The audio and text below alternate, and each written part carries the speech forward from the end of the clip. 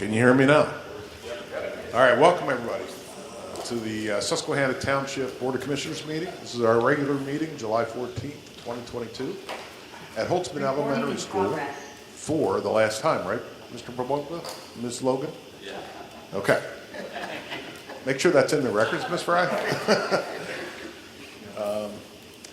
We will start, I would note that all commissioners are here with the exception of Commissioner Engel, who is excused. We'll start with the Pledge of Allegiance, followed by a moment of silence, and I would ask that the pledge be led tonight by Commissioner No Napper.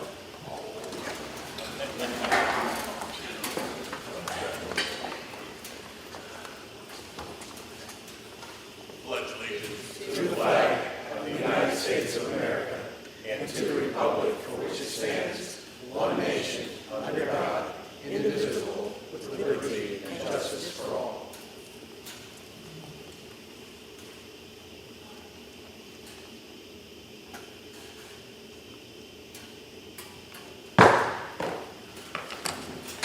Again, welcome on the summer evening out.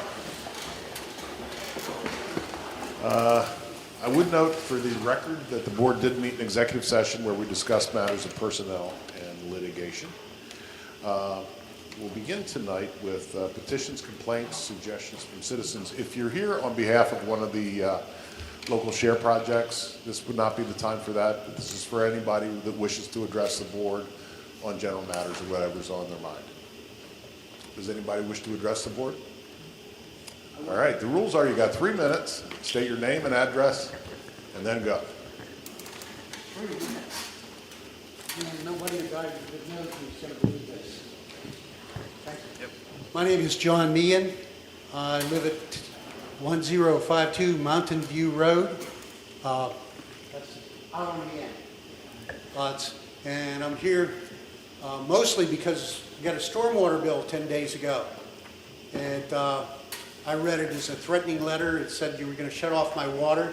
Good luck with that. I'm on a well. The thing is, it said I hadn't paid the May bill. I never got a May bill. But I ran down to the office and paid it. And then I asked a bunch of questions. And I suggested that maybe they could have called me rather than send me this threatening letter, and I would have come right down because I get a bill, I pay it. They told me in the office that, oh, we can't do that. There's so many people we'd have to call. So my first point is, if there's so many people they have to call, there's a problem somewhere. And you guys are the ones that should figure out what that is. And because of that, I went up and down my road the last couple days, and people who got their bill electronically got it. I couldn't find anybody on Mountain View Road who got a bill in May. We all got threatening letters. So either you guys didn't send it, or the post office lost them all. Now, post office is only delivered 2 or 3 times a week out our way, so it could be them. But if it's the township office, then please follow up, okay? And I think it would be appropriate if you give all us a call, because everybody that got one of those letters paid to have it certified, paid for the penalty and all the rest of the stuff. We would all come down and paid it if we knew. So that threatening letter is generated by the computer. It goes out in a certain time. It should be easy to change the computer so that 5 or 10 days ahead of that letter, somebody gets a list and makes phone calls. I was told I can't come down here and complain without having a suggestion on how to fix it. So there it is. Okay, trash collection. I've got documents that say we should put the trash out at 4 o'clock in the morning. The Bears, and since most of us don't get up at 4 o'clock in the morning, the Bears have a smorgasbord Thursday and Friday nights our way. So I would like the next time you put a contract out for trash that we either not have to put it out at 8 o'clock in the morning, or the trash collector picks up the Bear leftovers. I think I'm reasonable. I know Penn Waste is going to go, yeah, but it's one or the other would fix that a lot. The last thing is, I don't like dealing with J.P. Harris. I know the school board, and I should go there to talk about it, but I got to tell you that J.P. Harris, 2 years ago, tried to garnish my son's wages, said he didn't pay his per capita taxes for 2014 and 2013. The thing is, we didn't get an occupancy permit until November 2014. Jeremy came down here, somebody from the office called J.P. Harris and told him to pound sand, and they did. So, Jeremy just got garnished for the last 6 weeks for not paying his taxes on 2015. The problem with that is all the tax records that are more than 7 years old have gone. We couldn't prove that we didn't live in a house then because you guys can't prove that we weren't occupying the house because the occupancy permit records are gone. This is a problem for me. It could be real simple if J.P. Harris would just back off. They garnish my son's wages. I don't know about you guys, but when people pick on my kids, I get really cranky. And I'm real proud of my lack of foul language right now. But I am upset about this. This is not the first time. J.P. Harris has zipped us before. They zipped me for not paying an addendum when I first moved in. Thing is, I never got the notice that I owed more taxes or an update. So I got zipped for that too. J.P. Harris is very hard to deal with, and there's no face-to-face contact. That's one of the other things. If you can't change the tax collector, at least make them have office hours at the township building so we can come down and talk about stuff. They are absolutely unreasonable when it comes to checking things out, giving people the benefit of the doubt, and things like, hey, we didn't live here. Jeremy sent a copy of the occupancy permit dated November 2014, and they said, this is good enough. This is not acceptable. I don't know why not. You guys should be looking into this too. Okay. Any questions for me? No. Okay, I'm done. I would invite you to open up a conversation with staff. Mr. Babolka, our finance director's on vacation this week, but or Ms. Logan, whatever. Just start that conversation. And as far as the trash pickup, we're going to be going into negotiations in a year and a half, I think, with Penn Waste. So we're in a contract now that has fixed terms and whatnot. And as for the sewer billing, we obviously know we have an issue with that, and we're working to address it. And you can get an update from, and you've already paid your bill, as you said, but you can Not get an only did update I from- pay him for the overdue, but I paid him for the next year. I don't want this problem again. Thank you. Thank you. But if Mr. Babolka's here, and if you can just touch base with him. And we appreciate you coming out tonight and sharing. Thank you for listening. Thank you. Anybody else wish to address the board tonight? Yes, ma'am.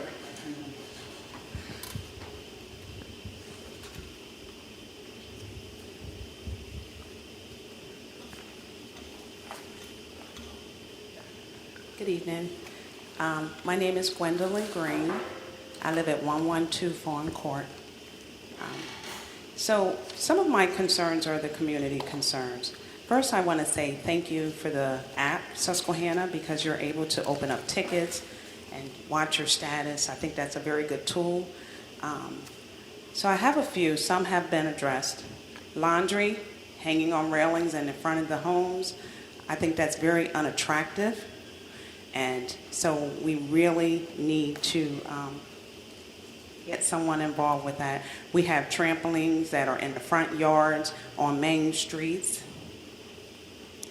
The other issue is we have low-hanging trees and broken and uneven sidewalks that create a walking hazard. I walk a lot. I see a lot of people walking in the community. There's a lot of trees that are over the sidewalk. They're broken, and it's, again, very unattractive. Weeds growing high on lawns and yards. Some of the other things that have already been addressed, but those are just my main concerns. As a resident in Susquehanna Township, I love the township. I think it's beautiful, and I think we can do a better job. And the other thing is we have a cultural differences in Susquehanna Township. Is there a liaison or someone working on that to try to bridge the gap? Bridge gap between different cultures? Yes. So that we understand their culture and they understand our culture. It's interesting you say that because two of the commissioners here have already talked about putting together a forum for an intercultural exchange. I don't know if Carl or Fred would want to discuss that at this point, but look for something in the newsletter. Carl, have you talked with the Human Relations Commission about that? I missed the meeting in June. Right. There were some discussions in the previous meeting, and nothing concrete yet, but there were some preliminary steps of discussion. Right. I think it was back in April. Okay. Our police department already does a great job in terms of reaching out to different cultures and understanding their needs and backgrounds and reacting accordingly. And you can talk to Chief Martin about that. But in terms of a forum or some kind of event or some kind of activity, we're already discussing that. It's in the initial stages, so we will be doing that at some point shortly. That's all I have. Do you have any questions for me? Did I write that? Because everything you just said, I've been checking on. Okay, so I can expect for all this to be resolved. Great job. Yeah, I'm gonna throw him over, I'm gonna throw your And- suggestions over to Nat. Okay, also, I would like to say thank you for that beautiful playground up the street there. Thank you, Justin, for staying on top of that. All right.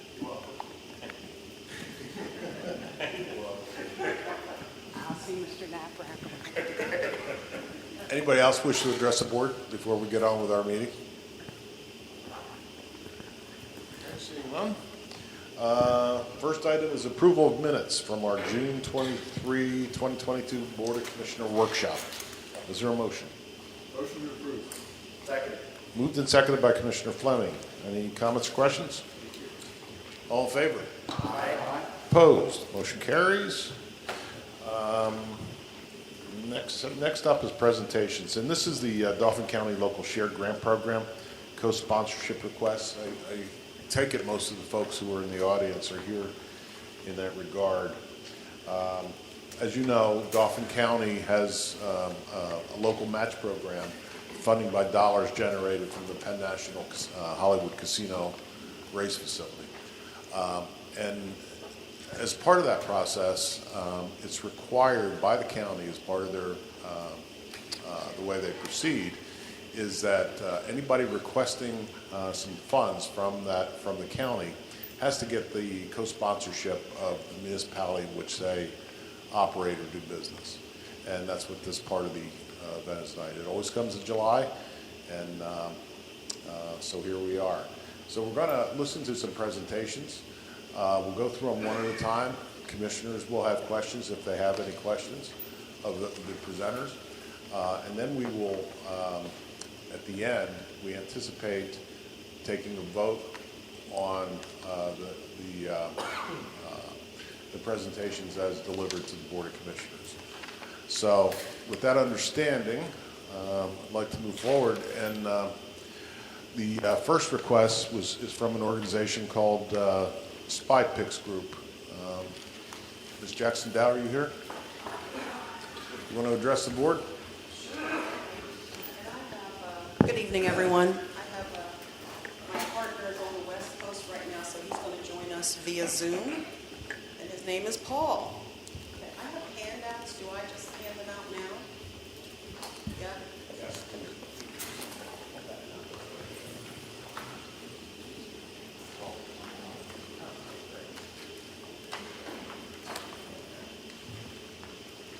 And that's what I needed, right? And there it is.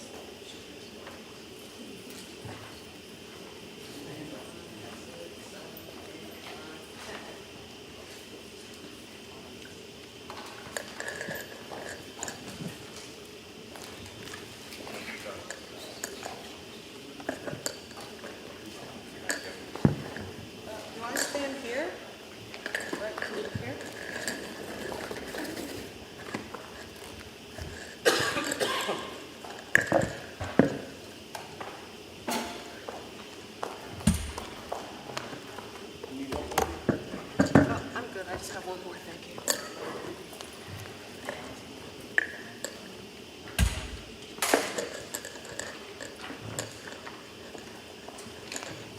Okay.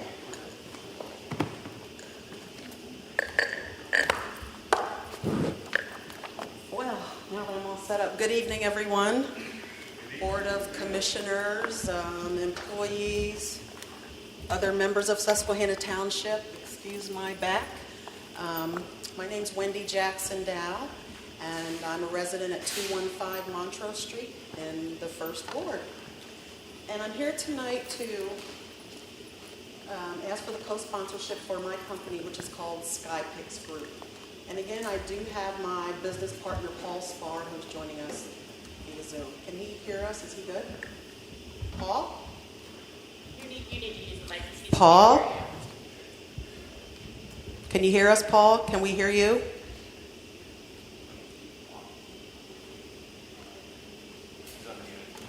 He's unmuted. Paul, you're unmuted, but we can't hear you. I'll just get started while we're dealing with that technicality.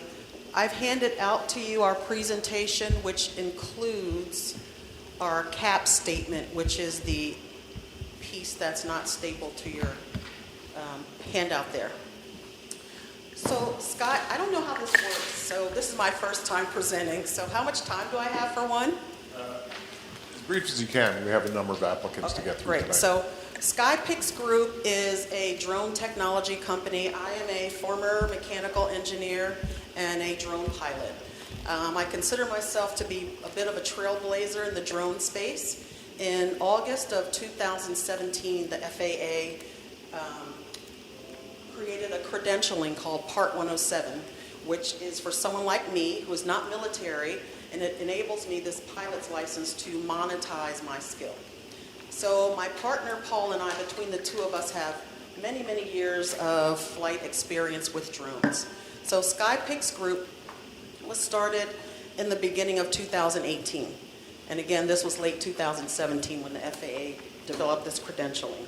So what we do primarily is to provide what we call actionable intelligence with our drones. Our customers are utilities, engineering firms, construction companies, government entities. My partner Paul, if he can, Paul, can you hear us? He jumped off. Okay. He's done some cool things like, anybody heard of Game of Thrones or EA Sports? So a lot of the assets that you see in the EA Sports, my partner Paul actually flew them, and that's what you see. He's worked on Game of Thrones, and then we do the other stuff with the utilities. So I'd say that to say we have a lot of experience. Safety is always number one, and you can't work in this industry without prioritizing safety. So today, we are simply asking for funds to help us purchase some equipment. What you see behind me, this is just one of our drones. So this is called the DJI Matrice 300. And the whole package there is about $27,000. So you've got the drone here. This is a battery station. This is a case to carry the batteries. And this is the camera. So we use our drones, like I said, to support utilities doing inspections of assets, bridges, cell towers, water tanks, etc. So very recently, while we're still in the process, we're about 95% finished in closing a deal with a very large national utility, and it's a 3-year deal. So we're asking for funds to help us purchase a equipment trailer and technology that's called LiDAR. Does anybody here know what LiDAR is? Well, great. I gave you a definition. The next page. So I'll just talk through the trailer. And am I doing this right? Is this what you all need to know? Okay, great. So this trailer will help us. The business is currently housed in my home. And I am running out of space in my home with all this equipment. This is just one of the drones that we have. And I have about 10 drones, and Paul's on the West Coast. I don't even know how many he has now.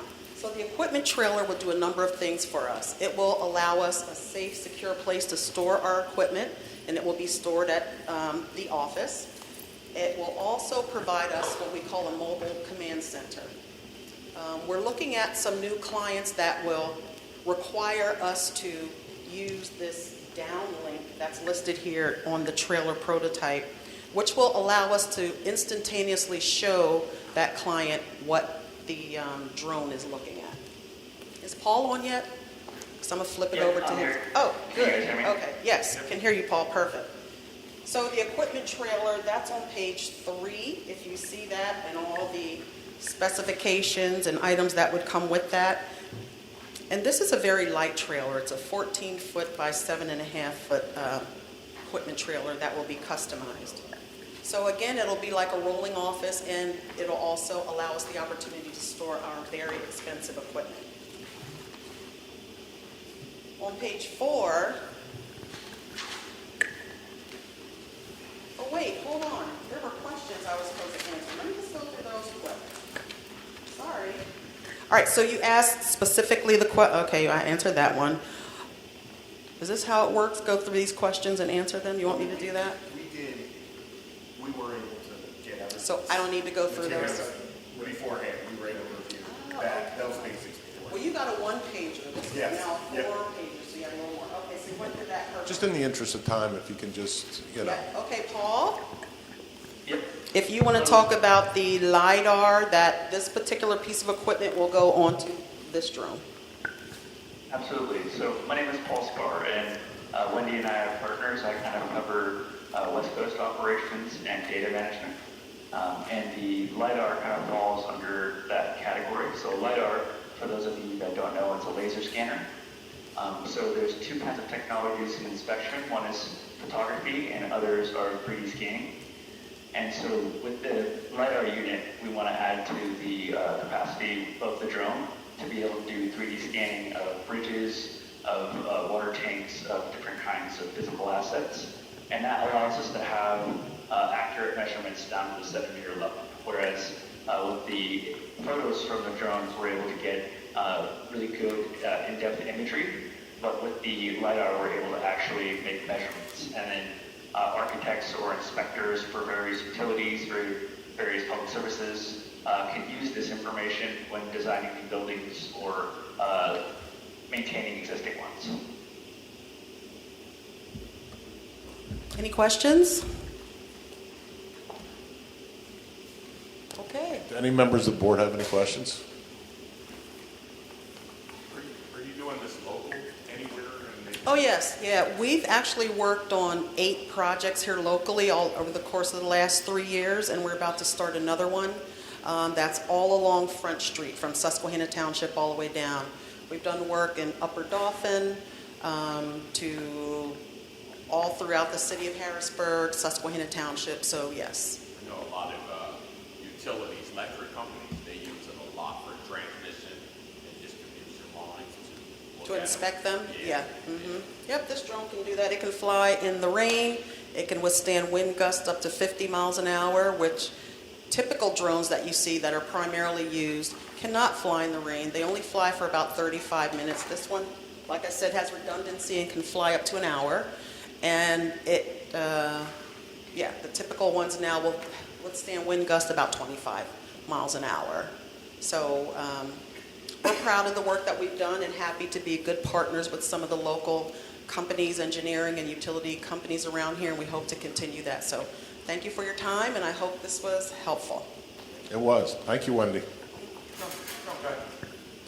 Thank you, Paul, wherever you are. He's out last. Thank you. All right. This one's super heavy. Isn't that heavy? Okay, next up, if they're in the audience, is Ecumenical Retirement Community. Is anybody here to represent that? Oh, this guy. I also have some handouts. Thank you.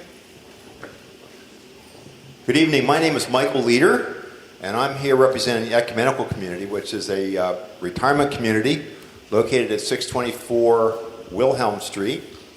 I think you are familiar with it. This is in Mr. Pine's ward. And I'm here tonight with one of our residents, Tom Tuzak, who was nice enough to come along tonight.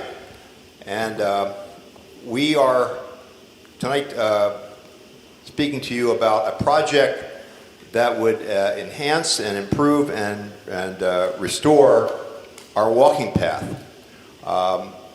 We have a capacity for about 300 residents at Ecumenical Community through assisted living, personal care, and independent living. At any given time, we have between 280 and 290 residents. And we've had, for over 20 years, we've had a walking trail that's a combination of concrete sidewalks and paved macadam pavement. And it has weathered, let's just say it has weathered over the years. And some through natural freezing and thawing, some because of tree roots and what have you. But the project, I think, is best described in the photograph that has all the different colors on it in your packet. It shows what we're proposing to do. You can see the 3 buildings of the Ecumenical Community and the gray driveway weaving through the campus. Now, interestingly, the woods at the top of the picture is the property owned by Dr. Kaneda. And this is a project, I guess, that's still in the works here in Susquehanna Township, but would be a wonderful neighbor to Ecumenical Community, and we would love to collaborate with Susquehanna Township. And we've taken the liberty of showing on here a couple of Frisbee golf holes in blue that actually cross the border between the Kaneda property and Ecumenical Community's property. So the driveway is the gray part. The green is for the most part, the existing fitness trail or walking trail. And the yellow shows the 2 areas that need repair. The one is the horseshoe on the bottom right-hand side shows an area that goes through a wooded area that has deteriorated, has tree roots, and we are proposing to repair that. We're also proposing, where you see the little red circle, to do some spot repairs there and put in some additional handrails, because it transitions from a concrete path to a macadam path, and it's kind of a rough transition, which we want to smooth out. The third aspect of it is the light green. I don't know if you can distinguish between the darker green and the light green there. Women would have a color for that. I can't tell you. It just looks green to me. Where we would add 133 feet of new paved walking to kind of join those 2 trails, because in the middle there, it's hard to tell, there's a little waterfall that was built about 10 years ago in a butterfly garden, which residents would like to be able to walk next to and enjoy. So I think and then there are shown tentatively a couple of brown gravel parking areas, which are on Ecumenical Community property, and provided that, and this would be perhaps built and maintained for a park, a township park, if we can provide some assurance that anyone who trips and falls and breaks an ankle wouldn't sue us. So we're anxious to work with you. And the final phase of this, final part of this application, is a bocce court, and would be in front of the pavilion building, which is at the open end of the yellow U on the thing. It's not actually shown here, but it would be a great asset, because it's something that our residents can do without having to train for it, if you've ever thrown a bocce ball. So The overall price, the cost projection is $78,000. Our application is for $75,000. Typically, these applications don't get completely funded by the county. So we believe that we have, we would approach some prospective donors if we need additional funding to complete this project. It would be open to township residents. About 70% of our residents are from Dauphin County, many from Susquehanna Township as well. And it would be open to, as it is now, to our neighbors. Interestingly, Hershey Medical Center has a fitness trail on their campus. If any of you have been out near the Hope Drive clinical offices, they have a fitness trail there, and they have about half dozen kiosks, exercise kiosks there. And they want to take those out. And they said if we'll remove them at our expense, they'll give us those kiosks. What we'd like to do is add these kiosks, and they're appropriate for seniors. They're not all for, great athletes. And we think that they would be a great addition to this walking trail and make it a fitness trail. I think that would be something that really would attract some of the township residents to the property. So I'm sure I left out a lot of things here. If you have any questions, Tom or I would be happy to try and answer them. Thank you, Michael. I really appreciate your comment and outlining the project and your willingness to work with the township. I mean, Thank you very much. still ways to go on that, but it's still Yeah, I understand. a way to go. But- Mr. Pine. Yeah, Michael, I want to thank you for coming out and talking about this, and I am very supportive of what you proposed, and I want to express appreciation to you and the whole Leader organization for your support of our efforts to get a park in there. And obviously you mentioned the frisbee golf or the disc golf, and we're also hoping to have a section of that land that we'd love to acquire that would be a more appropriate park for seniors as well, something that would be accessible, something that would That'd be great. a real nice, almost like an urban type of park within this area. But it's 18 acres of land that is just, trees. It's wonderful. So it would be something that we could preserve in the township as green space too. I'm excited about that, but thank you. Our neighbor, the Circle School, some of you may know that Circle School is right next door to the ecumenical property. When they relocated from their Dairy Road campus, they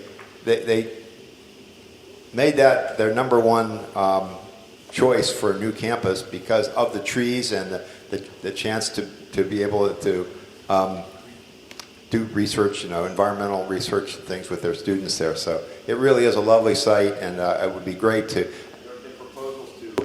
There have been proposals to develop it over the years, but I think it would be great because there's not a lot of undeveloped space in Susquehanna Township. It would be great to keep that as a park. Thank you very much. Does any other board member have questions of Mr. Leader? Okay, thanks for your time, Michael. Anybody here from the Hannah Foundation? Hannah Pantry? Come on forward.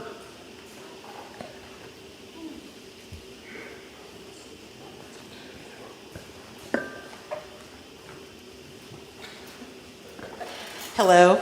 My name's Andrea Weichert. I am a lifelong resident of the township, and I am a board trustee and fundraising chair of the Hannah Foundation. And we would like to thank you for what you do, for your support, and for allowing us to talk to you about expanding our project. We are seeking $24,000 to expand our program called the Hannah Packs. And I'm going to turn the microphone over to Susan Anthony, who is really the heart and soul of the program, and can give you a brief description of the project. Thank you very much for that that introduction, and I would say that Andrea Weichert is one of the hearts and souls of the Hannah Foundation. As you know, the Hannah Foundation is part of the efforts on behalf of Susquehanna Township School District. We've been in existence for at least 25 years, and the Hannah Foundation over the years has run a variety of projects and programs. One of them right now is this Hannah Packs program. It is exactly what it sounds like. It is packs of supplemental nutritional food that goes to students over a weekend. Students at Sarah Lindemuth, at Holtzman, and at the middle school receive these packs as part of the Communities in Schools program. These Hannah packs are meant to go home with the kids and provide individual size food items. Not just necessarily snacks, although snacks are fine. It might be a single serving of mashed potatoes. It might be a single serving from Costco of delicious couscous. It might be a single serving of mac and cheese. The kids seem to like the single serving little cans of Vienna sausages. I don't get that quite, but they do like that a lot. And so we pay attention to what these kids would like to eat, what they'd be interested in eating. We provide them with these bags on a weekly basis during the school year. The bags are actually packaged by the life skills students at the high school. Hannah Packs itself is located at the high school. And that works out extremely well that these life skills kids can help to pack, they help to inventory, they help to look at the food products. We have to pay very close attention to expiration dates. And we are expanding the Communities in Schools program to include more students, and therefore we're expanding the Hannah Packs program and the need for more dollars and cents. And just the nitty-gritty of it does indicate, inflation has hit families, and so these families don't have as much money as what they would like to in order to provide for their kids. Inflation has hit us in actually buying these products. We can get products from the Central Pennsylvania Food Bank and from Midwest Food Bank, but those sometimes are free and sometimes they come at a cost. And right now, given what's going on in our country with the economy and food and shortages, we are finding that we're having to pay for some of the things that we had received in the past that were of no cost. Also, if we have this funding, we can provide protein. That's something that just is not available through the food bank, either of the food banks, and we like to have those little tuna packets that the kids can have their tuna fish, or they can have those Vienna sausages. Also, the need, which, just to end on kind of a serious note here, the need exists. We do have families in this township, which means we have children in this township that are food insecure. And we're not solving the problem, but we're helping to alleviate the problem. We're helping to provide a resource to these kids who love to receive their Hannah Packs. They're actually very proud of the fact that they're getting this food on a weekly basis. And so with your co-participation, we would love to put a grant forward so that we can receive funding so that we can purchase more food, better food, and that we can serve more students in Susquehanna Township School District. Any questions? Members of the board have any questions? Commissioner Barczyk. First of all, thank you all for your work on this important issue. Just out of curiosity, it says the number of the students is 150. Would that be like the total number, or are you adding an additional 150? The number actually varies, so that was kind of providing probably an average of 150 students. Each Communities in Schools coordinator at a school can take a caseload of up to 10% of the student population, which, if you figure that out, the total number would be, capacity would be 280 kids a week. But we've kind of averaged it to be about 150 a week. The important thing, and I think this is a lovely question, is that those kids aren't always the same kids. Students that are part of the Communities in Schools program are referred because they're having a social issue or a learning issue or a developmental issue. So they come into the program, the coordinators work with them, and then they leave the program and other kids come in. So it's always a churn of new kids coming in and leaving. The problem is solved, the issue is taken care of, and then we get more kids. So 150 is per week, and it's not always the same kids. And what? Yes. So we currently are serving about 70 children, and our goal is to at least double the numbers. And I think it really depends on the food that's available at the food bank and what we can get in at a special rate. So we're hoping to spread the dollars even further than the 150 children. Just depends on the price, and we have volunteers that are shopping for the best price for items. This volunteer has found if you drive to Morgantown off the PA Turnpike, there's a place called BB's, and it's Amish and Mennonite run, and the prices are fabulous, just really, really fabulous. But what you have to pay attention to is when you put it in your basket and you're at checkout, did I just buy something that's already expired? Is that why it's this price? So you have to pay very close attention to that. But we go wherever we can get food at the least price for the best quality. Sometimes we find some very cool things for the kids at Costco. Thank you. That answer? Yeah, thank you. And obviously, I just want to say there is a great need, because looking at your statistics, there's 1,600 children in the district with food insecurity. So obviously, a worthy cause. Thank you. Those are students that are free and reduced lunches, yes. Mm-hmm. Thank you for your consideration. Thank you. Mr. President, I just have one quick thing to add. Since we will be voting on these tonight, I just wanted to mention that in the interest of full disclosure, I am a trustee on the Hannah Education Foundation. They have come before us seeking co-sponsorship before, and I have been allowed to vote in the past, and I'm just wondering if there is any change in the President's position and whether or not I'm allowed to continue that. Or the solicitor. Leave that to the solicitor. You can vote. Thank you. Thank you, sir. I just want to be brief in my answer.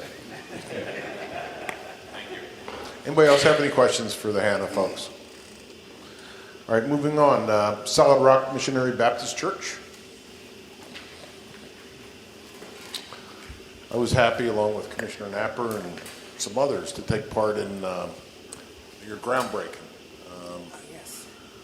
My name is Elizabeth Summers, and I am a chartered member of Solid Rock, and we have come before you several times for various reasons. We're not the normal two people that you see. Normally it's our chairman and Skelly and Lloyd, but we give you guys a break tonight. And so you, with me, I am the vice chair of the trustee ministry. We have come before you for a co-sponsorship because as we wind up our building project, we're in need of signage to go on the front. And we really appreciate everything you've done for us in the past and hope that you will continue to do so by becoming co-sponsorship. And I'm going to turn this over to Dr. Jamie Foster, who will give this specifics on it. Thank you, Trustee Summers. Good evening, everyone. I'm Dr. Jamie Foster. I'm the president of the Young Adult Choir and Young Adult Ministry at Solid Rock Missionary Baptist Church. I am also a part of the event ministry, and I also serve as the assistant secretary for the Solid Rock Missionary Baptist Church. I keep my hands full, yes, while also serving as the principal currently of Melrose Elementary School in Harrisburg School District. So it is an honor to be before you. As my aunt, also the vice chair of the trustee ministry for Solid Rock, shared, we are seeking your support today for signage for the front entrance. If you have traveled down Locust Lane, you see that we are nearly complete at 2400 Locust Lane with the building of our edifice. So we are seeking a sign that is in alignment with what we seek to build to serve this community. We have been heavily involved here in Susquehanna Township already, despite worshiping currently in the city of Harrisburg. We have offered a trunk or treat at Halloween. We also had an Easter egg hunt here during the time where we served nearly 80 families. We have also looked to provide clothing for families here upon the entrance into our building. We also seek to partner with a local women's shelter that is literally 2 doors down from us, so that way we might be able to provide not also just physical support if they are in need of clothing or things of that nature, but also spiritual support. We've learned nothing during the pandemic. There are people in need. And whether you worship and serve Jesus Christ as we do in our church, or you do not believe in God at all, we want to be able to provide something for you. And we recognize that we want people to be able to know where Solid Rock stands. And with a proper sound that would indeed be in alignment with what we have, we know that we would be able to be seen from afar. And the mission in our building and in our church is not just to support Susquehanna Township, but also to support the city of Harrisburg, Dauphin County, the state of Pennsylvania, the entire United States, and then the world. So it is all that we seek to do today. We are thankful for the partnership and the co-sponsorship that you will hopefully provide for us. And at this time, if you have any questions, I welcome them. Thank you for that. Of course. Very, very spiritfully done. I also noticed that you have a letter in here from Mr. Fieser of the Dauphin County Bureau of Registration and Elections. That is correct. Who has an eye towards moving the Third Ward polling place. Yes, the current polling place that is for the Third Ward is not ADA compliant. So the church is under our current building. So they have sought us immediately upon our coming in and being able to serve, that we would serve as a polling place. That may not take place this November, but we would anticipate that it would take place come May for 2023.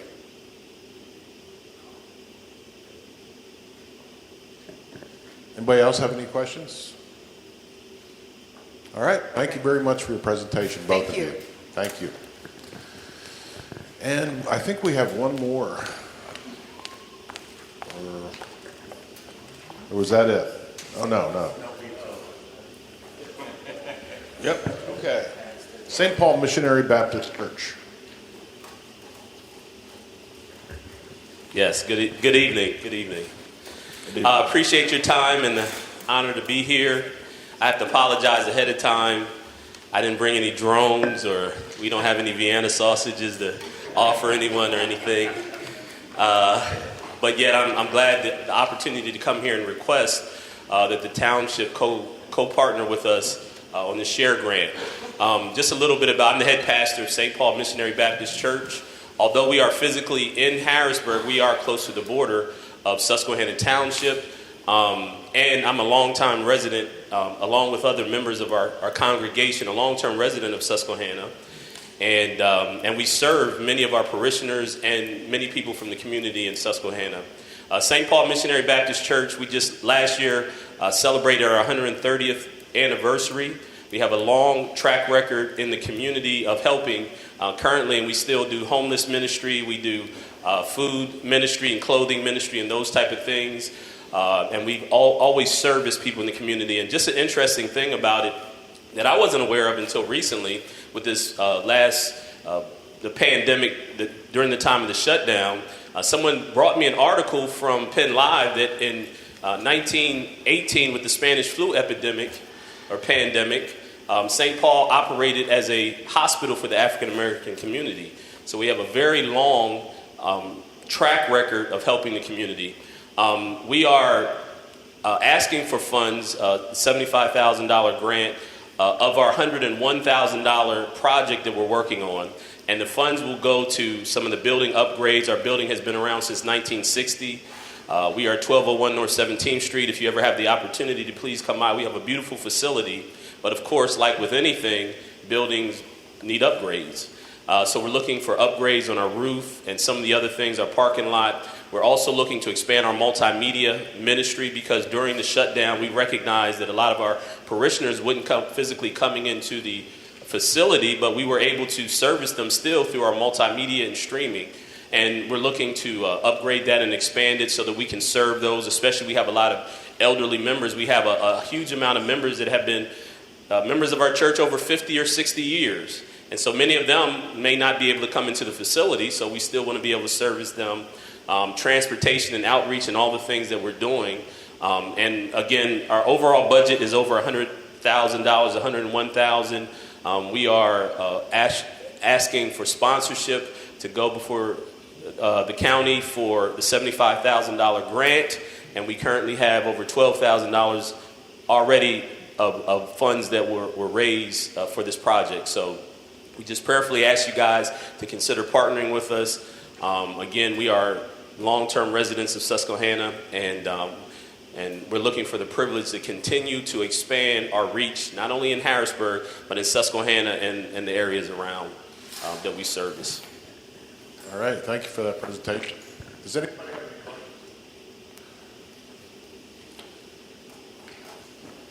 All right, well, thanks again. Good luck.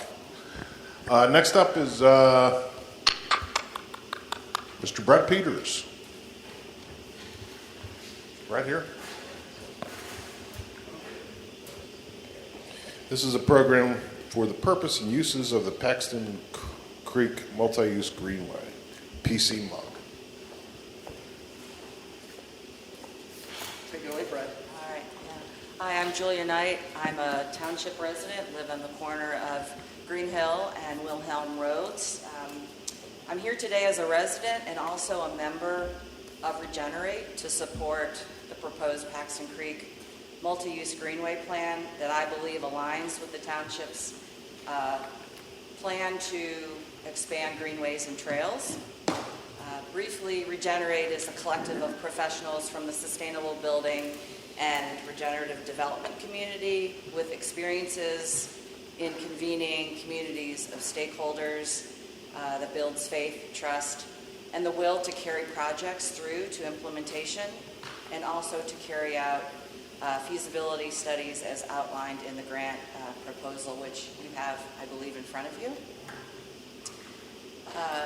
Carl Longenbach from the Paxton Crossing Homeowners Association here is going to speak after I do, but the Homeowners Association initiated the idea for the Greenway plan with the aim to address stormwater issues, maintain the integrity of their community, as well as to connect the neighborhoods with the Greenway trail system.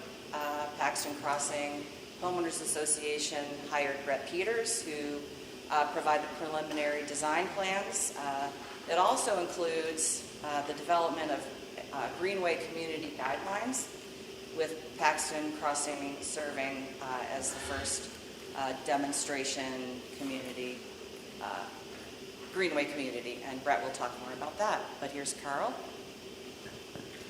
Thank you. Thanks for allowing me to speak today.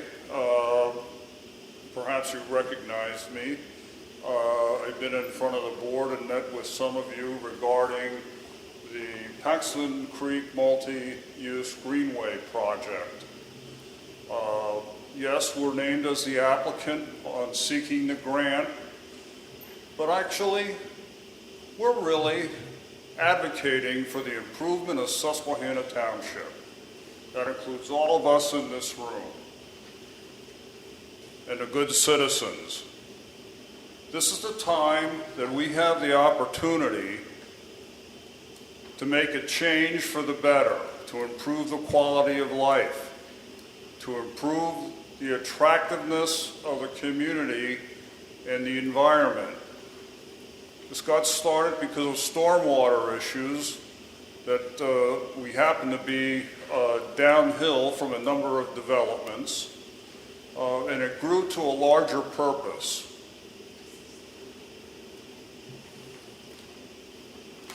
This particular application outlines all the details. I have distributed it to Senator DeSanto, in conversation with him. Brett and I met with Representative Susan Helms and presented it to her. We were in front of the Dauphin County Gaming Commission petitioning for the grant twice. And that's why I emphasize this is not for Paxton Crossing. This is for the greater township and the greater good of our residents. And it's time to act now, because if we wait too long, we'll be too far gone. Let's make a start for improving our community and quality of life. Thank you. If there are any questions, Brett Peters has the details. And again, my name is Carl Longenbach. I sit on the board of Paxton Crossing Homeowners Association as treasurer. I've been involved with this for 4 years as we've got the ball rolling on this project. Thank you for your time. Brett? Greetings. My name is Brett Peters. I'm the consultant who was retained by Paxton Crossing in 2019 to try to address some of the issues of their aging infrastructure and building stock. Paxton Crossing has about 154 housing units built in 1972. Was one of the oldest communities of its type in Susquehanna Township. And there are many other communities similar to it that are going to be facing the exact same problems that it faces today. We made a series of recommendations. We've presented them to you for two years in the past. I don't think any of you have changed recently, but we've slimmed down the presentation. And we've also been in the process of talking to members of staff and members of the commission for a couple of years now on this. During that period, Regenerate has come to the front as a convening group that can help create bridges and combine, help to bring together groups from the public sector, private sector, and different levels of government to try to create regenerative design and implement regenerative design. I won't go into what that means in depth, but it's all good things. It's particularly in a state like Pennsylvania where we have all these very small municipalities. Regenerate and their work can bring things together to a greater whole, which we all need. Some of the outcomes that we had from the study of Paxton Crossing moved very, very quickly towards the stormwater issues which were being implemented. The idea of connecting assets that various recreational assets in particular that various neighborhoods all have that are independent currently, and ideally using the existing riparian corridors around creeks and swales to bring together an entire system of open space and trails for the township. This seemed like a no-brainer to us, but we have gone for 2 years without being funded on it. Through recent conversations with staff, we've come to realize that the township is in fact applying for a trails and greenway grant this round. So we're delighted to hear that, because that will obviously promote these ideas, and we wish you the greatest luck in that. And what Paxton Crossing would like to do in light of that and Regenerate is slightly reform our grant to always in the grant there were 3 nested components, and one of them is called the Greenway Communities, which would be something modeled on the Elm Street program or Main Street program, which you probably know very well. The difference between, Elm Street and Main Street were created in the 1970s as a response to historic fabric and historic environments being destroyed by development. So they're really focused on urban environments. We don't have any similar programs for suburban or exurban environments. So we wanted to use Paxton Crossing as a demonstration project. In fact, in recent conversations with Madison Smith, she said they were looking for demonstration projects, so we've got one set up for you. We would like to request the $75,000.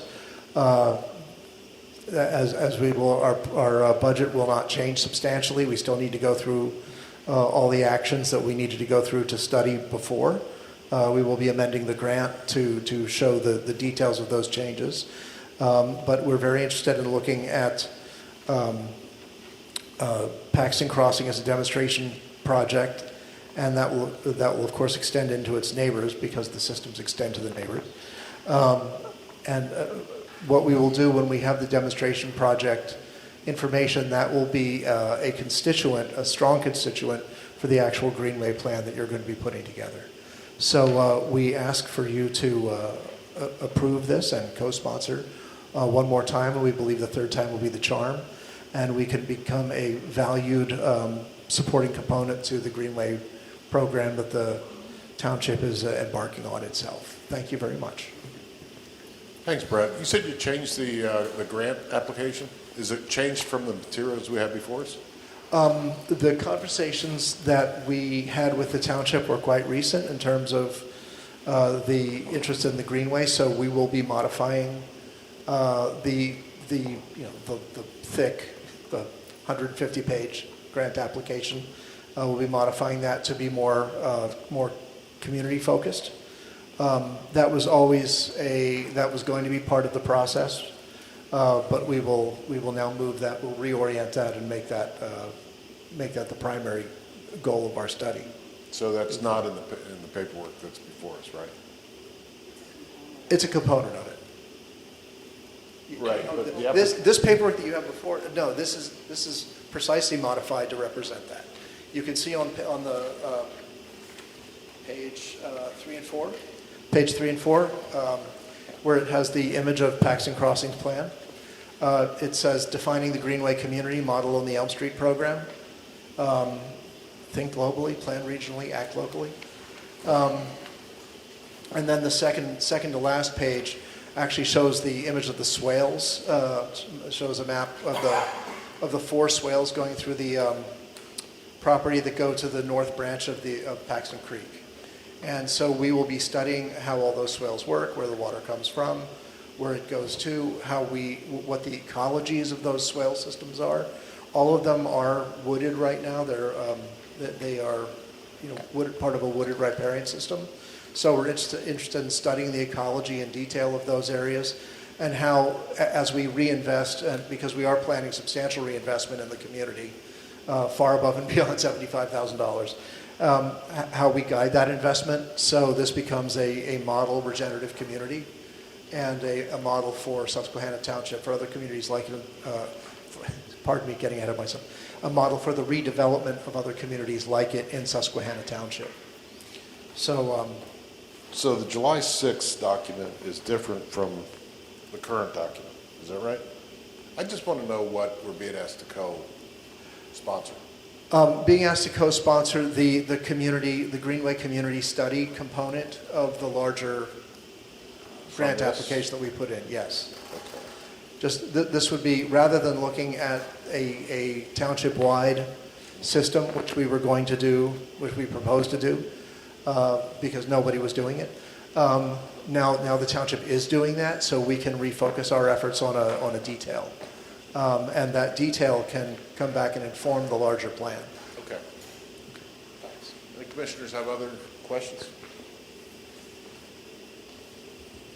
All right, hearing none. Thank you. Thank all of you for coming tonight. Appreciate it. Okay. Was there any other applications out there? Anybody else hovering out there? No, too late. Too late. I'm sorry, we have a hard stop too. Well, the chair will entertain a motion if it's if the board is so willing to authorize the co-sponsorship of all the applications. Mr. President, I'll make that motion to. I move to co-sponsor all of the applications as one motion. And seconded by Commissioner Falona. Any questions or comments from members of the board? All those in favor? Aye. Opposed? Motion carries. Well, thank you all for coming out. Thank you. Appreciate it. Sorry about that, Wendy. I know you'll get me back someday. Everybody did so well. I'm like, I forgot to say the same something.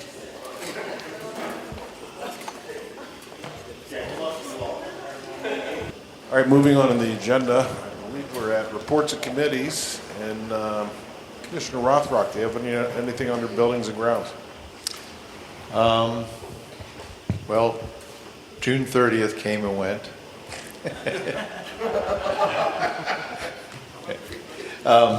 Well, the building renovations are well along. I visited there Tuesday, but like a lot of places, we're having supply chain issues where certain items would normally have been there and in place by now, or we're still waiting for them, including one particular fire-resistant piece of glass.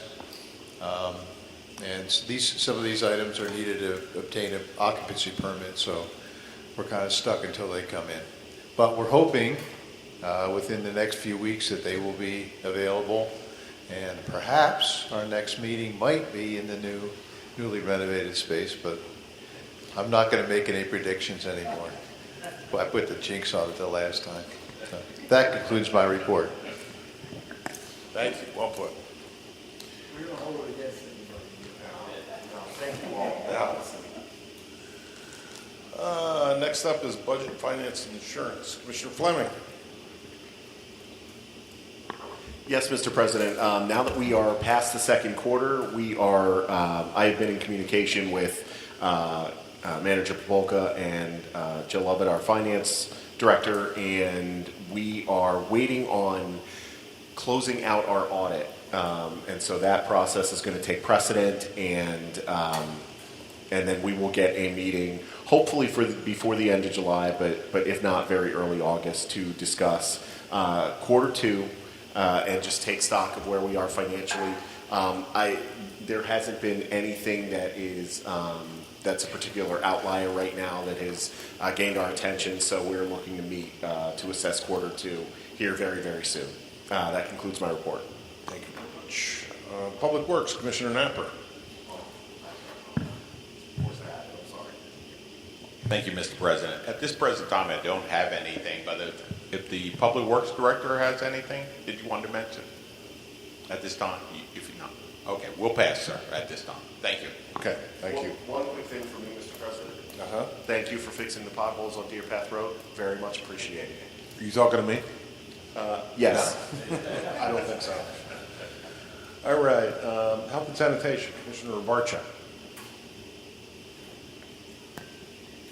Yes, thank you. Just briefly, there'll be just one yard waste collection by Penn Waste in the month of July, and it'll be this Saturday, July 16th. Okay. Thank you. Admin and Personnel, Commissioner Napper. No report, sir. Thank you. Police, Commissioner Engel/Falona. Do you have anything, Fred? Okay. Fire and EMS, Commissioner Hisaro. No report tonight. Thank you. Recreation, Commissioner Falona. Yeah, just a couple of things. We have the new fit court that's waiting to be installed. Hopefully in the next couple months that'll be there. And we're in the midst of repairing some of our parks, of course with the weather. And lastly, we are working on master planning the new park at Redwood Hills. That's all, Mr. President. Thank you. Planning and Zoning, Commissioner Rothrock. Thank you, Mr. President. There was a Planning Commission meeting on the 27th of June. There were a number of items on the agenda, most of which were tabled for further consideration, but two were approved. The towns at Margaret's Grove, Phase 3B in the second ward was the final subdivision plan for 28 townhomes.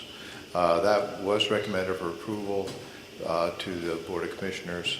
And also 5213 and 5215 North Front Street was a subdivision plan for consolidating two properties into one and constructing some driveway. That was also recommended for approval to the Board of Commissioners. Neither of these are on our agenda for this evening. They're going to be, there's plenty of time for the deadline, so they're going to be at a later meeting. The Zoning Hearing Board meeting for July was canceled, and the draft zoning ordinances and saldo, the work is continuing. We are hoping to have a meeting with the Board of Commissioners and the Planning Commission together with the pretty much finalized document with some particular issues to discuss. And that concludes my report. All right, thank you, Commissioner. Bids and agreements. First up is Ordinance 3. Ordinance is a township amending Chapter 5 Code of Enforcement, Part 3, International Property Maintenance Code, Section 5-301, adoption of International Property Maintenance Code, and Section 5-303, adoption of future editions. Mr. Probolka, please unravel that. Well, Yes, sir. Thank you, Mr. Thank you. President. So the board held its public hearing on this ordinance amendment on June 9th. There was no public comment that was offered, and the public hearing concluded without any amendments made to the draft ordinance. As the President indicated, this is an amendment to Chapter 5 of the Code of Ordinances, adopting the newest edition of the International Property Maintenance Code. That's the 2021 edition. And it also replaces a provision that sort of was an automatic adopter of the latest edition, with an authorization for the Board of Commissioners to adopt the newest subsequent editions via resolution. So really what that means is that any future change or amendments to the Property Maintenance Code will be presented to this body for consideration and adoption by resolution as opposed to an ordinance amendment. The ordinance as advertised for June 9th is included with your agenda this evening. Thank you. all right. Motion to approve the ordinance. Seconded by Commissioner Isro. Any comments or questions? All those in favor? Aye. Opposed? Motion carries. Thank you, Mr. Provolka. Next up is Russell Drive Lot 2, preliminary final land development plan request for waivers and conditional approval. Betsy Loga, Assistant Township Manager. Thank you. This is Russell Drive Lot 2. It's a vacant lot located at the northeast terminus of Russell Drive, north of Commerce Drive.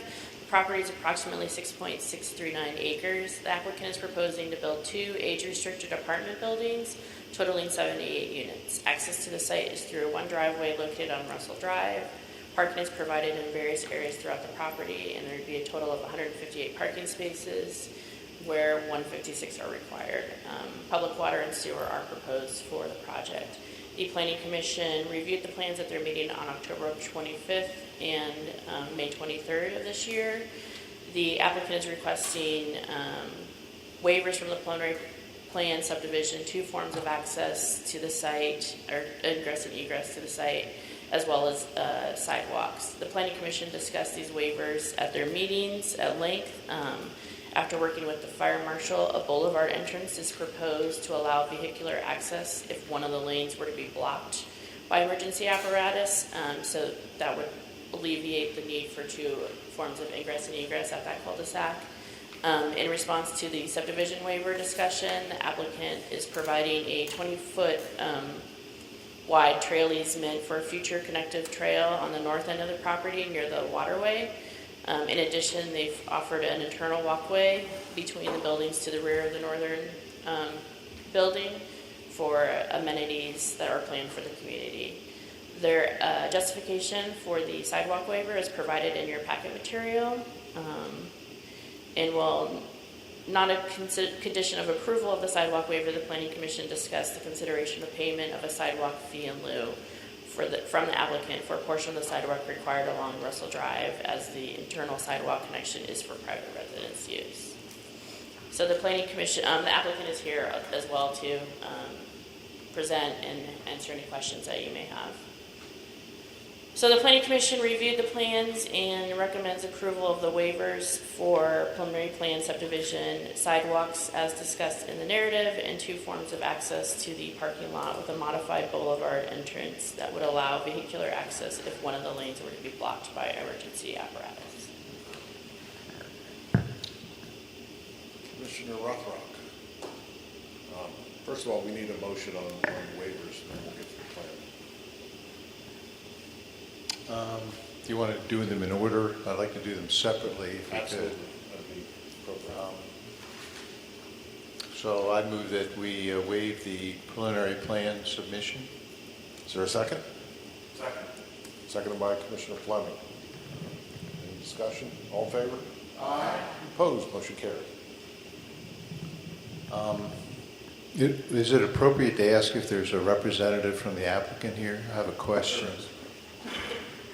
He's here. Matt Fisher with RJ Fisher and Associates, and also Chris DeSanto with Triple Crown.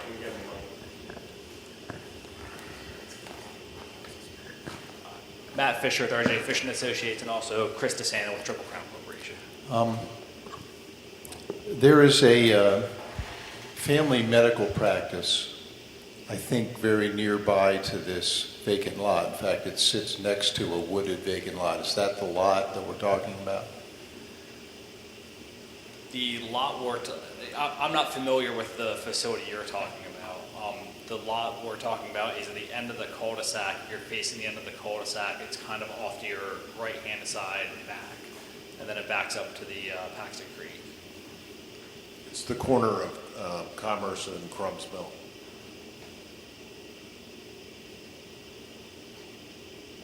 It used to be Geisinger, I think, or Holy Spirit, and might be UPMC now. Anyway, it's a suite of doctor offices. Yeah, there's a building on Commerce that is a Penn State affiliated family medical practice. Okay. And I believe it's in close proximity to this lot. I was up there today trying to determine exactly where it was, but okay, that was my question, is what the proximity of that. I would make a motion that we deny the sidewalk waiver because I believe that there are amenities that are walkable, first of all. Secondly, we have to start somewhere in trying to get sidewalks in our township where they were not required before by decisions of previous boards. As we get more urbanized, pedestrian access is more and more important, and we have to start someplace. So that's my thinking on that. I move that we deny that waiver. Is there a second? Second by Commissioner Barczyk. Any discussion by members of the board? I just had a quick question, Mr. President. We saw, I apologize. So I did read through the packet, but I did not see a justification. What was your justification for suggesting or applying for a sidewalk waiver? So we are both providing a 20-foot trail easement in the back of the lot, which is for a future connection, which is identified on the comprehensive plan for the township, as well as additional connectivity between all of the apartment buildings within the facility. And we outlined it in the packet kind of line. Right. So the case you're making is you are providing alternative means of connectivity. So why not just build a sidewalk? If the board would really like the sidewalk there, we will absolutely build the sidewalk. Logically, I don't feel like it made sense because there's no sidewalk anywhere in that entire Commerce Park area. But if that's the direction the board would like to go, then yes, we'll build the sidewalk. To comment on that? Yeah. Our portion that would require sidewalk. Our portion that would require sidewalk is what? 100 some feet? It was 160, then reduced to the boulevard. Right, so the boulevard entrance, we're under 150 feet of sidewalk that connects to nothing. So we're going to build a sidewalk that doesn't connect to anything, one direction, and a sidewalk that goes the other way. It's going to be 100 feet of sidewalk that there's no connectivity to anything else. So as soon as you get off sidewalk, you're going to walk into dirt onto other people's property that's not developed. So our trail connectivity, future trail connectivity, would be a better connectivity for the township if they get through that with all the other landowners, and that's what they can get done. But right now, we're connecting into literally nothing. I don't even know how close the closest sidewalk would be. I think it's about 33 or 3,500 feet. I think Yeah, so significant distance without sidewalk. That's one of the reasons we proposed it. So. Yeah, and every developer that's come before us since the township started developing has said the same thing. There's no point in building a sidewalk because there's not a sidewalk to connect to. And as Commissioner Rothrock said, you have to start somewhere. We definitely appreciate that, and when we always look where it does make sense, we try to do connectivity. So we hear your point on that, and it's acknowledged. So we're not trying to get out of connectivity, we're just trying to do it where it makes the most sense. So we are happy to build a sidewalk if that's the board's preference as well. Well, we appreciate your willingness to build a sidewalk for this project because I think we meant connectivity. If you walk all over the township, there's actually the case, and that's actually a problem we need to solve anyway, to connect all the non-connected sidewalks. So. Any other comments or questions before we vote on the motion? Okay, the motion to deny the second waiver regarding sidewalks. All those in favor of the motion to deny? Aye. And those opposed to the motion to deny? Okay. It's 8-0. Okay? And there's one, I believe, one other waiver. Mr. Rothrock? Yes. Mr. Dries here. Yeah, could we get your comments on this boulevard as an alternative to two forms of access? Yeah, we discussed this with staff. I'm good with it. Tactically, where they're going to go ahead and put fire hydrants in, we have the ability to either use one side of the boulevard or the other, depending upon which structure is affected by a fire or emergency, and still use the other side of the boulevard for egress for either residents or medical, et cetera. Okay, so there's no fire safety issue with the proposal? We've overcome that. All right. In that case, I would make a motion that we approve the third waiver for two forms of access. I'll second. Moved by Commissioner Rothrock and seconded by Commissioner Hesserell. Any comments or questions? All those in favor? Aye. Opposed? Motion carries. Thank you, Mr. Dries. Appreciate it. Moving on to the plan. Betsy, do you want to address this? Sure. Tee this one up? Yep, the planning commission also recommended approval of the preliminary plan for the land development with the following conditions, and we'll add an additional one that the sidewalk be included. I just also want to apologize because I thought I had provided the packet before I went on vacation, and I was supposed to provide it after I got on vacation, so that's why you don't have the information. So I'm sincerely sorry for that. But the conditions would be to address all outstanding comments provided in the township staff, engineer, and Dauphin County Planning Commission reviews. Provide copies of required agency approvals for the erosion and sediment control plans and PDS permit and the sewage planning module. Provide the ability to serve letters from utilities. Provide a signed and executed operation and maintenance agreement, easement agreement, and developers agreement. Provide financial security for the construction of all applicable improvements. Provide a recreation fee prior to plan signature and recording. And to provide sidewalk along the street frontage of Russell Drive. Street frontage of Russell or Commerce?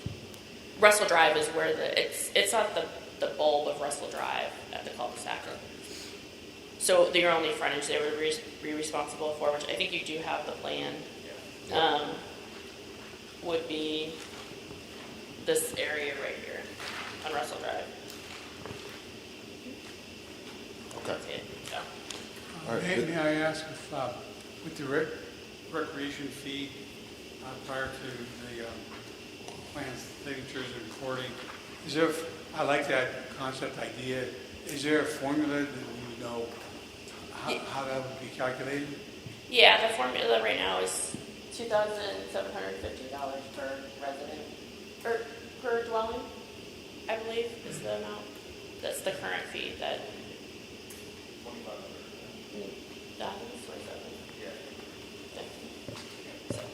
Yeah, it's in our fee schedule. Which was approved by resident. Yeah. Okay, so is there a motion to approve the plan with the conditions outlined by Logan?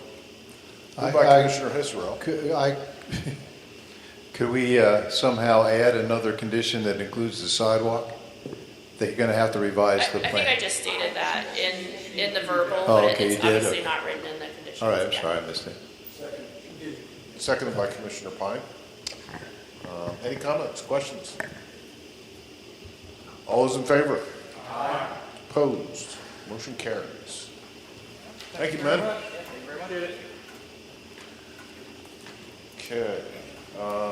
Reports. Mr. Probolka, do you have anything? Thank you, Mr. President. My report's in your packet. Just two items briefly of note. One, we had a meeting with Capital Region Water Partnership on July 7th to talk about their true-up calculations for 2021. The determination from Capital Region Water, which is currently under review by the authority, is that the authority in 2021 was underbilled by $180,065. So this is part of their the Capital Region Water intermunicipal agreement right now. The authority briefly had some discussion about that on Tuesday, July 12th, and is still considering the matter. And then secondly, staff is currently busy preparing 2023 to 2027 capital improvement program budget. We are on track to distribute a draft to the Board of Commissioners on July 27th. Requests are due to the manager tomorrow by the end of the day.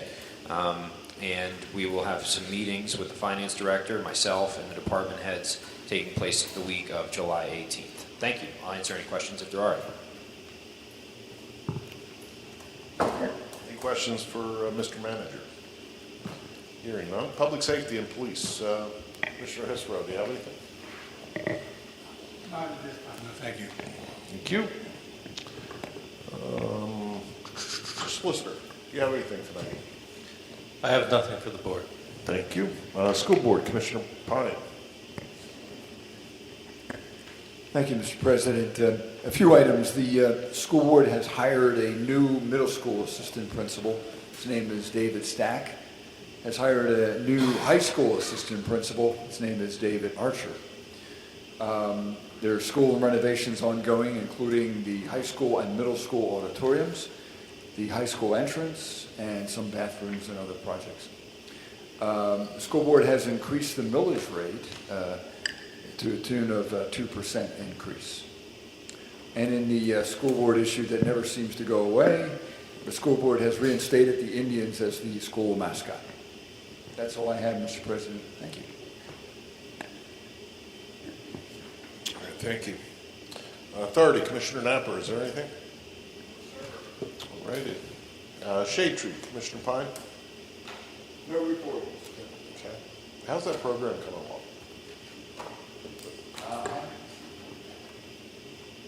I can provide a brief update if you'd like.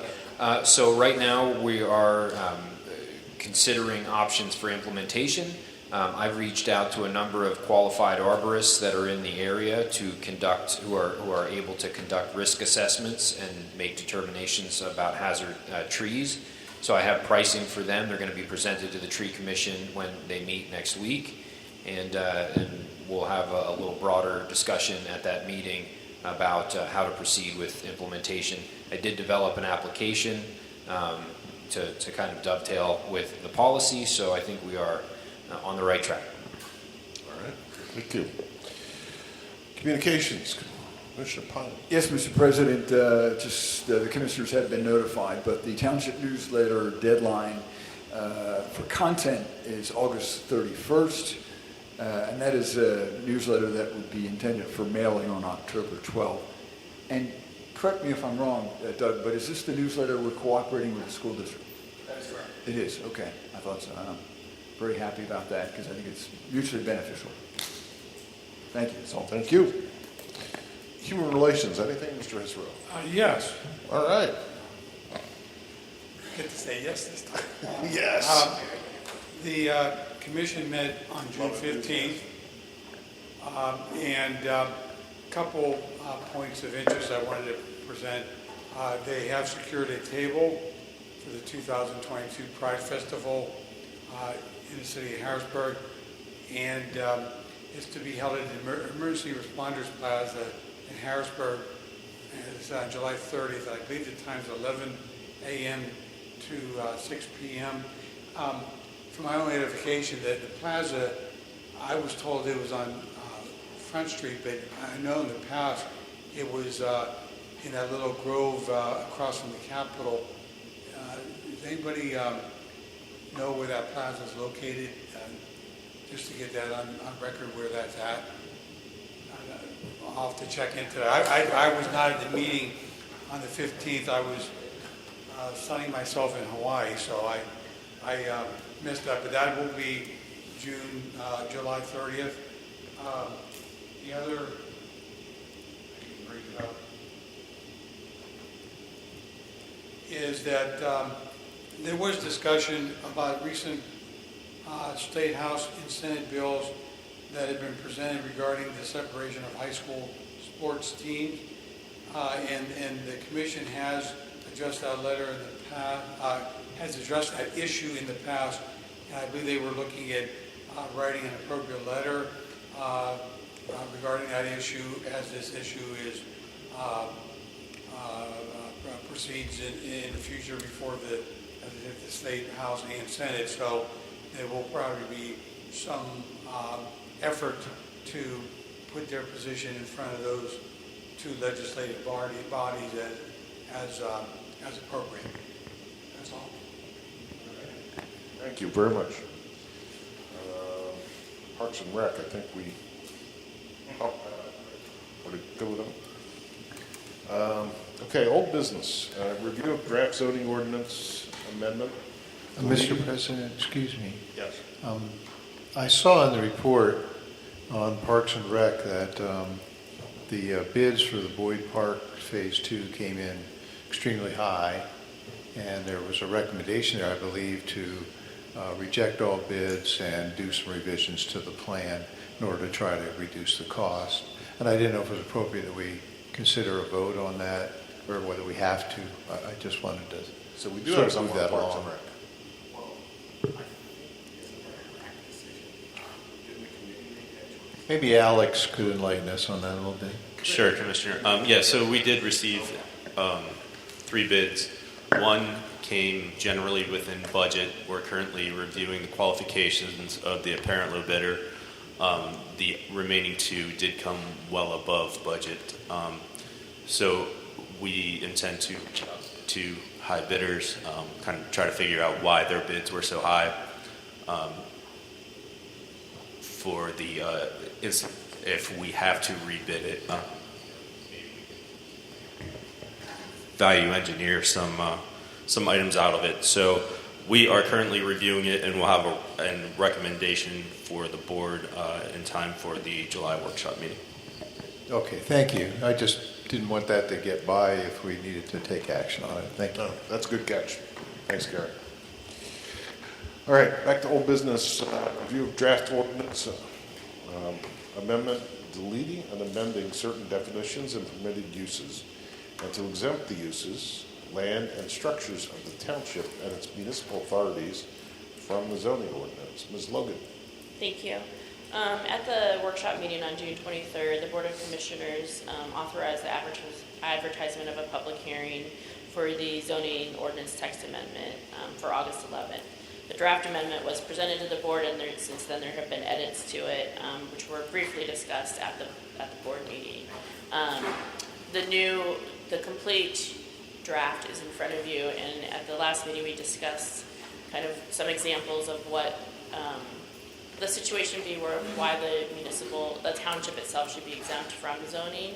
So I provided a handout that's being passed out right now showing kind of 2 situations that we would have. The first is a pumping station, which is off of Apple Tree Road. The current zoning for that is R1, and I've highlighted where the bulk area requirements is coming up. Oh, sorry, wait until everybody has it. It's just one sheet, double-sided.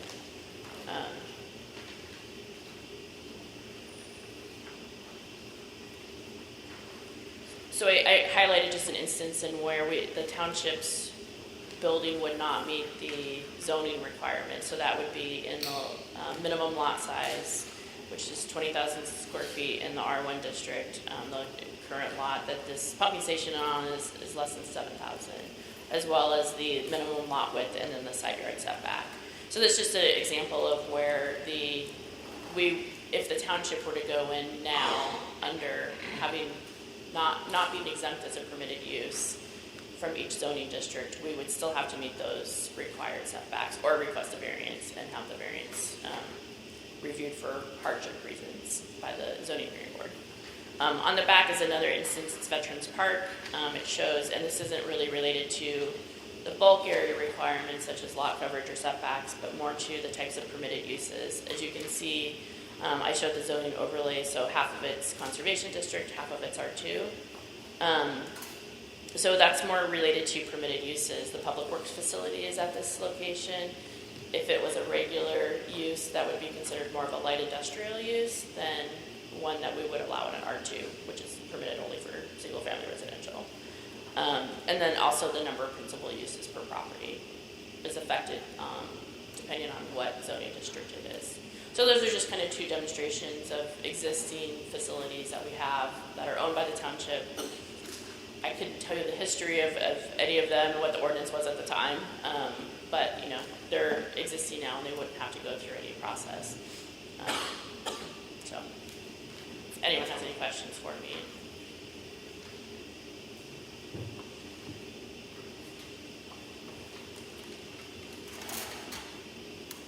And again, this is just for discussion purposes only and no actions required tonight. The public hearing will be in August.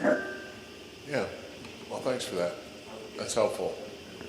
In advance of the hearing, does anybody have any questions or wish to put anything on, thoughts on the table for us to chew on next couple of weeks? No? All right, well, hearing none, we'll move on to the agenda. 3500 block of Schoolhouse Lane traffic study results. Chief. Here he is. You know how to make an entrance, Chief. I thought I was up at midnight. I wasn't doing it. Whoa. Okay, just for context. So, 3500 block of Schoolhouse Lane lies between Shell Street and Wood Street. If you're not familiar, there are some S-turns there, some turns and contours like no other street, quite frankly, in the township. So that's the essentially the layout of the street. Now, in 2017, there was a traffic study, actually by HRG, that recommended 4 speed humps, essentially between Shell and Wood Street. My recommendation at the time was let's just do 2 and assess. Overlaid over all of that is you're talking about a street that was built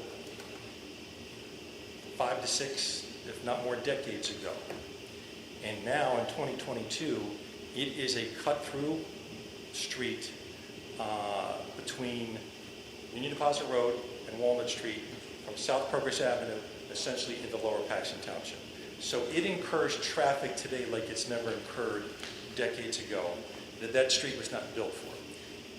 In the past couple of years, we've had some, in this 3500 block, we've had some bad accidents, rollover accidents in yards that, quite frankly, the citizens need us to help them and need remedy.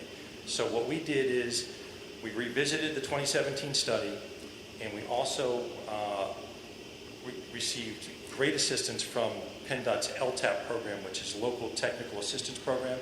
And what you have before you, I'm just going to kind of summarize it here, is they went out, did an analysis, which you have before you, and recommended the signage. I concur with that signage, and I also, my second recommendation is to install speed hump number 4 of the 2017 study to just essentially bring these folks who've had cars rolled over in their front yard, if not some of it hitting their homes, bring them some safety.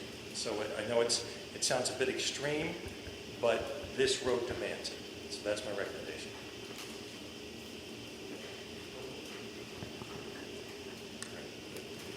There's no motion needed for that. No ordinance. This is not ordinance driven, right? It is not, sir, no. Okay. All right. Is there a motion to follow the chief's suggestion on the traffic study? So moved. Moved by Commissioner Falone and seconded by Commissioner Napper. Just say no. Any discussion? I'll just set some comments here. Sure. So thank you, Chief, for this exhaustive study. I know we've met several times on this one, and actually had so many different meetings with the residents in that area, and they're very, very thankful for this study, and I can't wait till this is implemented. Thank you. And Chief, really quickly, just to clarify, I read through the The fourth speed hump will be closer to the Wood Street side? It is. Yes, okay, okay. So basically, as you're approaching Wood Street, you've got to slow down on approach. Okay. But then those folks coming from Wood Street into that same turn Have to slow down before they, yeah. Yeah. I thought the signage, I think, will be very helpful with the, like the S-curve signage and stuff like that. And particularly at night, so thank you. And thanks to LTAP. Yes. Great system. Thank you. Anybody else with comments or thoughts? All right. Move to second. All those in favor? Aye. Opposed? Motion carries. Next Mr. up is, Mr. President? Yes. Is this the appropriate time if I have a question about a traffic study? Or do you want me to wait till further in the agenda? we usually wait till the workshop meeting, but if you Oh, want to bring it up. okay. If you want to bring- I just had a question, if there was an Cast update about. on the Roberts Valley Road. There's not. Okay, But I will. next meeting, we'll find out something. Thank you. That's all I have, thank you. Appreciate that. No problem. Thank you. Next up is associated with office renovations in our building. Change order number 5, generator acquisition / installation. Mr. Pamoka. Thank you, Mr. President. So provided with your agenda is what I hope to be the last change order request for the building administrative renovation project. It's a significant one. Unfortunately, the generator that provides backup emergency power to the administrative space is end-of-lifed. It is, in fact, currently bypassed because of a faulty relay that we're uncertain at present whether we'll be able to replace. So we have asked the contractor, ECI Construction, to obtain pricing from a number of vendors that they conduct business with for a replacement generator. They have spec'd out and priced, based on the design that was previously approved by this board, a Kohler 35 kilowatt emergency power generator, which will be sufficient to meet our needs, plus some additional capacity for the new space. The total cost is $100,795 to acquire and install and effect the associate improvements in order to get the new generator online. This will be a concrete pad mounted generator, so there's some site work that's also included in that price. We have currently, as I said, the design was completed. I've also provided a budget to actual report for the building renovation project, which includes this change order as well. I should note that at least the agenda I'm looking at, and forgive me, that might be correct in your updated one, that the pricing changed slightly based on the staff recommendation. The $100,795 is the correct price. Thank you. And not the 97,552. That's correct. Yeah, that's an error on my part. Apologize. Okay. Is there a motion?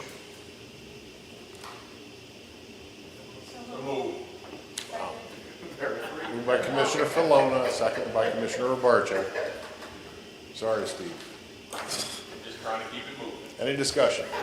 Mr. President, I just have a quick question, actually. Sure. How was that discovered, that that the emergency generator is being bypassed? Was it during the course of an inspection, or?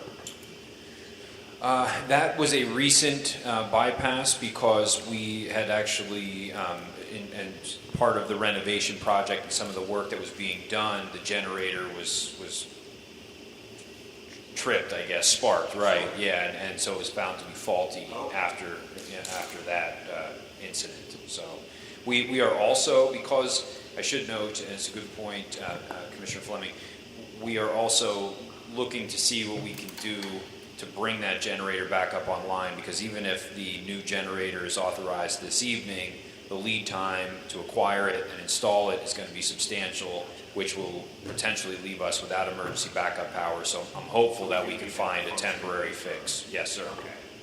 Thank you. There's no truth to the rumor that our backup plan is an extension cord to the school building? We got one right here. I think it's long enough. Okay. We're all Just want to dispel that. Any other discussion aside from slapstick? Just a quick question. Yes. Do we know how old that unit is, Dave? How old the unit that we're looking to replace? George, how long have you been here? No, I don't know. Yeah, it's over 30 years old, almost 40 years old. Good, thank you. Probably came with a renovation, didn't it? In 2002, 3? No? It's either two. It's time. Any other comments? All in favor? Aye. Opposed? Motion carries. All right. Righty. Consent agenda. We have several items here, and they are statement of bills paid. We're seeking approval on that. Building renovation project, pay application number 6 to the tune of $97,009.06. Appointment of Jace Hilton to the Susquehanna Township Highway Department. Veterans Park Tennis Court repair and resurface, $43,085. Fit Court concrete pad installation, $17,400. Edgemont Park ADA accessibility improvements, design is $10,700. And Susquehanna Marketplace hotels, restaurants, updated phasing schedule. Is there a motion before we have any questions? Move to approve the consent agenda? I'll second that. Moved by Commissioner Pine, seconded by Commissioner Hisarella. Any questions on any one of these items?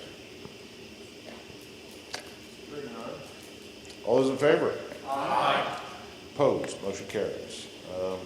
Next up is request for proposals. Doug, you want to take that?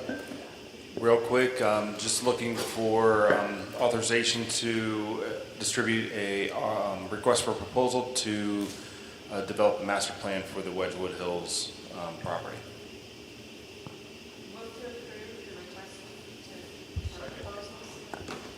Moved by Commissioner Hart. Commissioner Philip. Carl. Fred Beecher. Okay. Any comments or questions?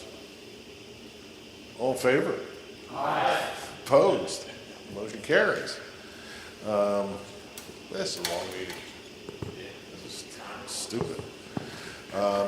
Next up is the 2022 Dauphin County Local Shared Grant sponsorship request. Mr. Promoka. Thank you, Mr. President.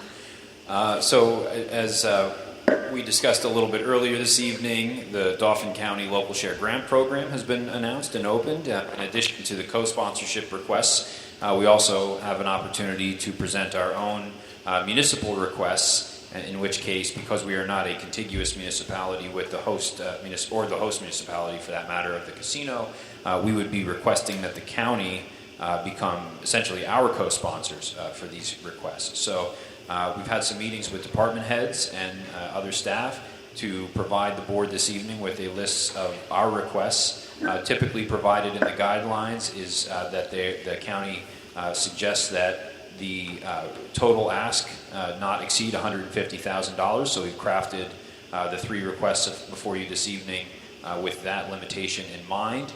And they're summarized in a memo which is provided with the agenda, but just briefly, $75,000 is requested to provide debt service on a 2015 Dauphin County Infrastructure Bank loan.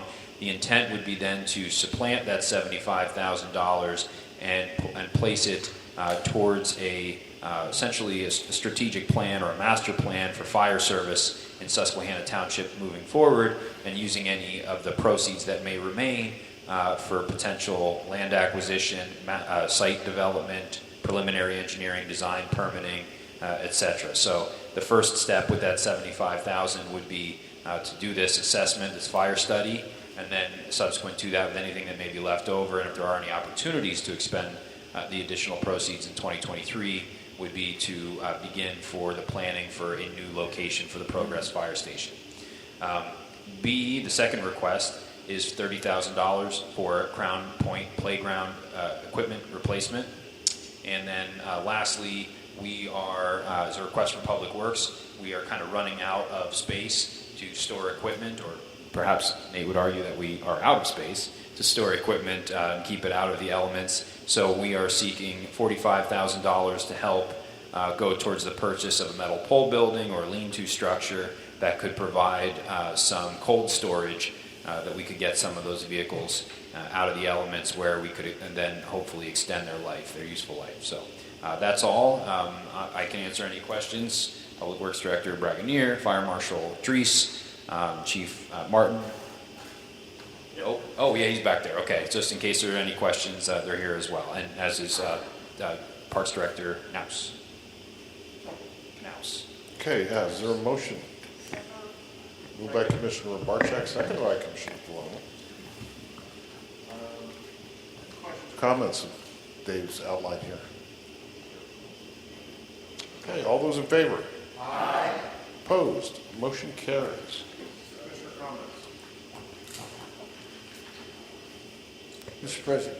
Yes. Just very briefly, since one of our township residents brought this up earlier, I would like to add to his comments that I was not able to make it to this week's sewer authority meeting, but I do ask that we do whatever we can to get to the bottom of the billing problem, which I think has occurred, because I had about 6 residents who had a similar report that they received a notification of delinquency when they didn't receive an initial bill, and I just want to make sure, whatever's going on there that we're addressing in the authority. And again, I apologize for bringing it up tonight, but I didn't get to the authority meeting, so anything we could do, appreciate it. All right, thank you. Anybody else? Whoa. I didn't even hear the second. I was so shocked. We're going to have to call you Sean, too. Who